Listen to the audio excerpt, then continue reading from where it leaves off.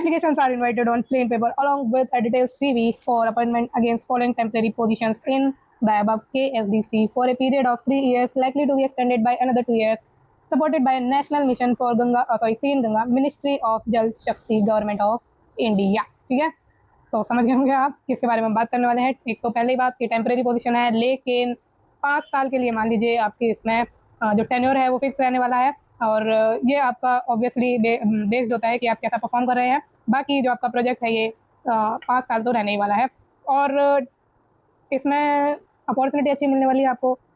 और जब आप किसी भी ऑर्गेनाइजेशन में जाते हैं तो उसकी इंटरनल चीज़ों को आप जानते हैं, और इंटरनल वैकेंसीज के बारे में भी आप थोड़ा बहुत जान ही लेते हैं, जिससे कि आपको आगे फ़ायदा मिलता है, और परमानेंट में भी आपको ये क्या करते हैं, प्रायोरिटी देते हैं, है ना। तो अगर अपॉर्चुनिटी आपको मिल रही है, without a second thought join जरूर करिए और चीज़ों का फ़ायदा उठाना सीखिए। तो अब इसमें एक वर्ड आया है KSDC, ये क्या है, तो इसे हम अभी जो है आगे देखते हैं क्या है ये। तो वीडियो की हम शुरुआत करेंगे, कौन कौन सी पोजीशन आई हैं, उनकी एलिजिबिलिटी क्या है, सैलरी क्या आपको इसमें मिलने वाली है, और भी बहुत ही इंपॉर्टेंट इन्फॉर्मेशन हम इस वीडियो में डिस्कस करेंगे। तो वीडियो की शुरुआत करते हैं, चलिए।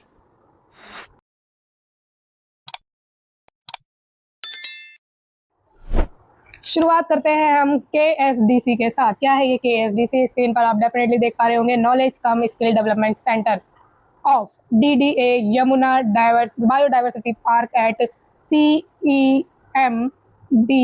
ठीक है, अब ये CEMDE क्या है? ये centre for environmental management of degraded ecosystem. ठीक है, तो यूनिवर्सिटी ऑफ दिल्ली का है, supported by national mission of clean Ganga. ये आपका पूरा प्रोजेक्ट है जिस पर आपको काम करना है, और इसके जो आपकी पोजीशन है वो कौन सी आई है वो हम देख लेते हैं। सबसे पहले लास्ट डेट की बात करेंगे, इसकी जो पोजीशन है वो देखने से पहले। तो 21 दिन है from the date of advertisement. तो दिल्ली यूनिवर्सिटी की जो वेबसाइट है वहाँ पर आप इसकी जो एडवर्टीजमेंट की डेट है वो देखेंगे 13 अप्रैल या 14 अप्रैल। ठीक है, तो 13 अप्रैल मान लीजिए, 13 अप्रैल को लगा कर चलेंगे तो इसकी लास्ट डेट बैठेगी क्या, 4 मई। ठीक है, 4 मई या 5 मई आप ले सकते हैं। तो 4 मई तक आप अप्लाई कर दीजिए, 5 मई आप कंसिडर मत करिए। ठीक है, तो 4 मई तक आप अप्लाई करिए। कैसे अप्लाई करना है? प्लेन पेपर पर अप्लाई करना है आपको, डिटेल्ड CV के साथ, है ना। फिर अब आगे बढ़ते हैं, और कहाँ पर भेजना है ये भी इम्पोर्टेंट है। तो आपको भेजना है प्रोजेक्ट इंचार्ज, मतलब जो एनवेलप होगा ना, एनवेलप के ऊपर आपको लिखना क्या है, project incharge CEMDE KSDC at Yamuna biodiversity park programme, university of Delhi 110007 pin code है, आपको पता ही होगा। तो चलिए आगे बढ़ते हैं। ओके, तो आपको किस एरिया में काम करना है वो हम देख लेंगे। वैसे जॉब डिस्क्रिप्शन है ये, हम जॉब डिस्क्रिप्शन को डिस्कस नहीं करने वाले हैं, क्योंकि इसमें हम क्वालिफिकेशन एसेंशियली देखने वाले हैं।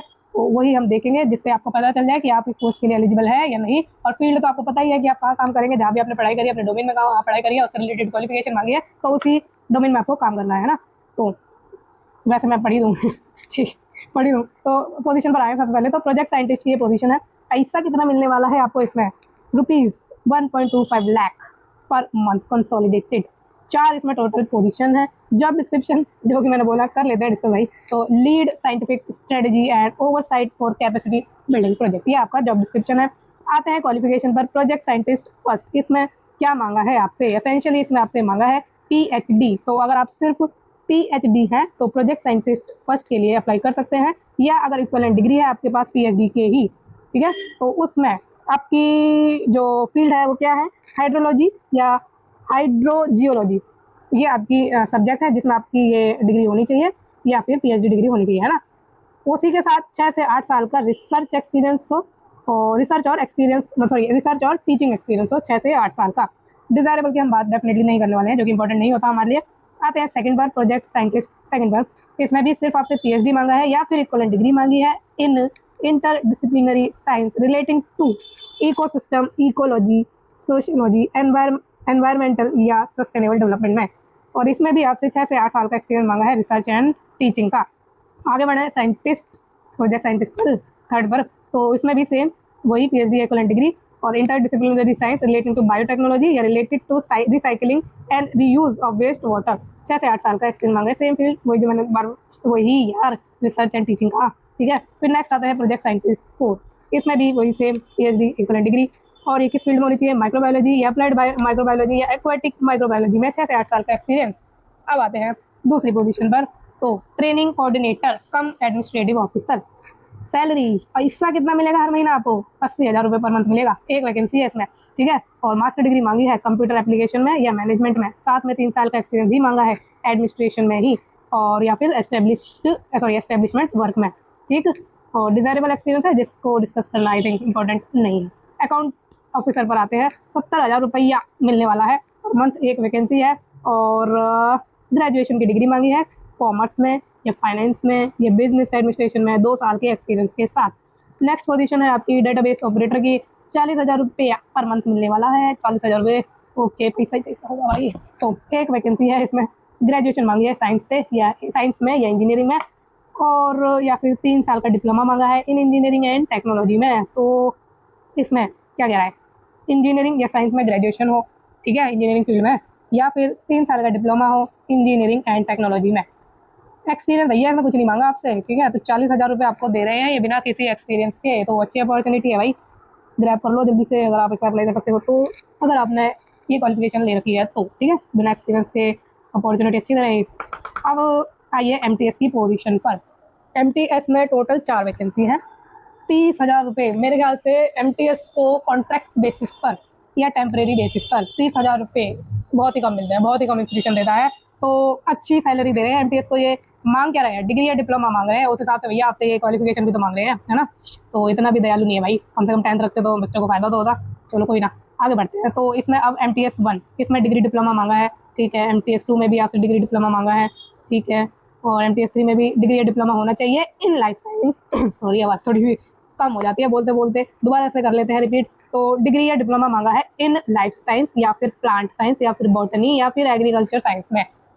तो इसमें स्पेसिफिक आपको क्या बता दिया है सब्जेक्ट। तो MTS 4 पर आए तो डिग्री डिप्लोमा मांगा है। इसका मतलब जहाँ भी डिग्री डिप्लोमा इन्होंने लिखा है मेरे ख्याल से उसमें आपको फील्ड नहीं बताई है कि कौन सी फील्ड होनी चाहिए, तो किसी भी फील्ड से इन्होंने आपसे मांग लिया है डिग्री या डिप्लोमा, ठीक है।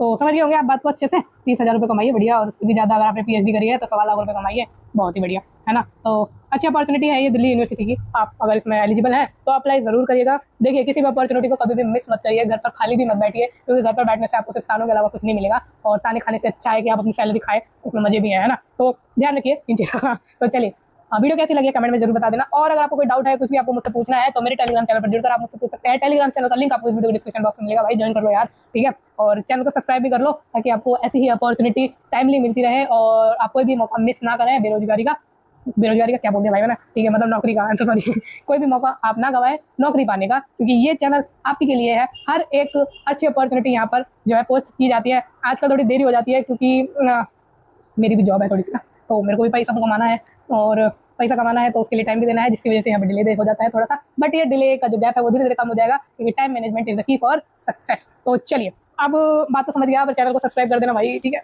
चलिए, तो और क्या है, और कुछ नहीं है। Bye bye, thank you so much, और all the best for your future.